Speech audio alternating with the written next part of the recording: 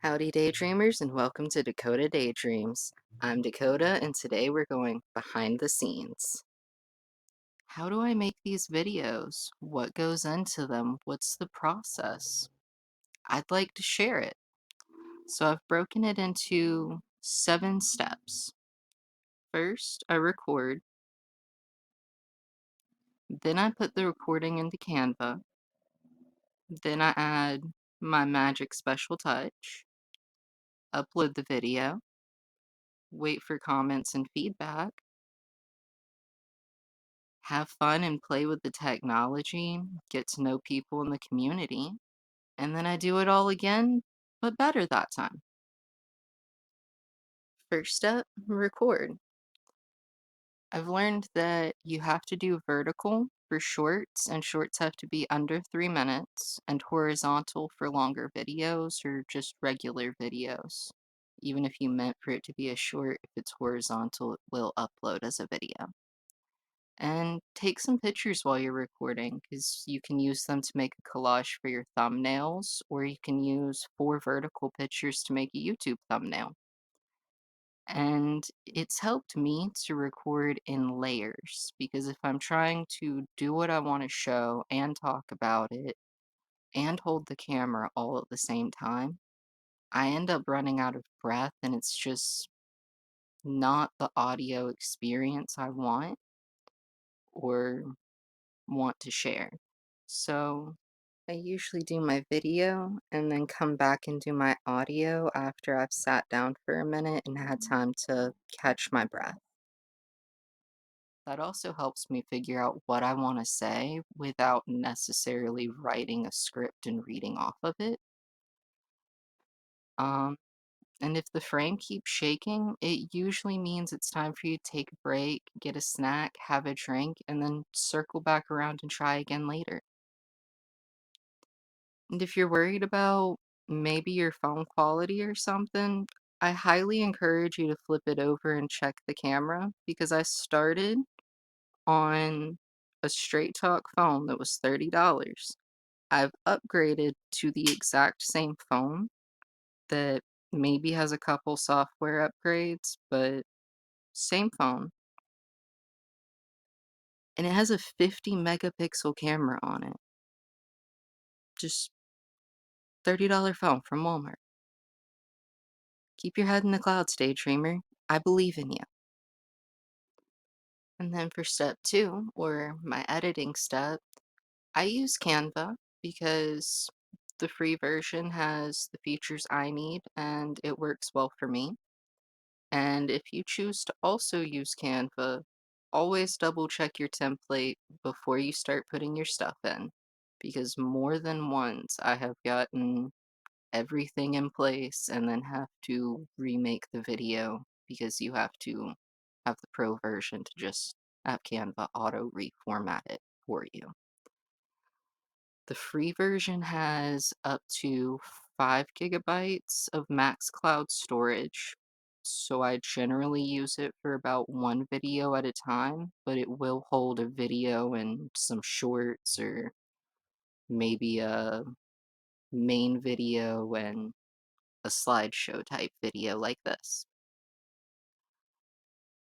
Um, you have 1 gigabyte of max video size that you can download at a time on the free version, and then a max of 30 minutes for video length. Uh, the pro version is $15 a month, and I've only used the free trial, but it gives you 1 terabyte of storage and oodles of video. I think it's up to 2 hours of length, and I'm not sure what the max size is for Pro, but oodles of video is available. So far, Canva has been my favorite place to record audio, just because I feel like the sound is cleaner than through my phone microphone while it's like running through the camera. That might just be because I'm usually sitting still while I'm recording the audio in Canva as well. And if you're having issues trying to download one of your videos from Canva, go through and double check to make sure everything uploaded correctly to the design, because that's generally been my main problem with my downloads. Step 3, the magic step. This is where you make the video yours. Add cute little graphics, text effects, put in fonts that you like, or just whatever features make your content different and individual. And honestly, it's going to take some time to fully find it, but for me, it did start by having picking my two fonts, my theme font for headers and my font for body text, and then having an intro and outro that feel right for me. And then it just kind of keeps developing from there. And it's not really a step that anyone can tell you, oh, this is your thing. You just kind of find it as you go. So while you're editing, just take a breath and look over and be like, is there anything I would add to this if it was my scrapbook? And try that. Step 4, upload your video to YouTube. Always test watch your download on the device you're about to upload on, just in case any of the video or audio decided to be weird at the last moment. I have had this happen. And then while YouTube runs its checks on the video, you can write your description, add tags, add your end card, as long as your video's over, I think it's like a minute or something that it has to be to have an end card.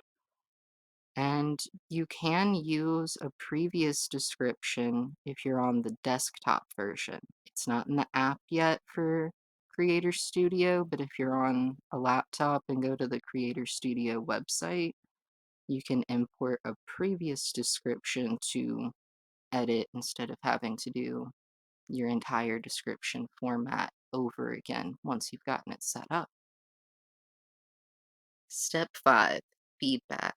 Check your comments. Look for questions. Maybe you know the answers, or maybe you know someone who does. And work in any constructive advice or ideas, because sometimes someone asks a question in the comments and it gives you an idea for an entire new video or series. And between steps 5 and 6 lie an entire global community excited to help you learn and grow. And the more we connect with each other, the more we can teach each other, and the faster we can watch each other grow together.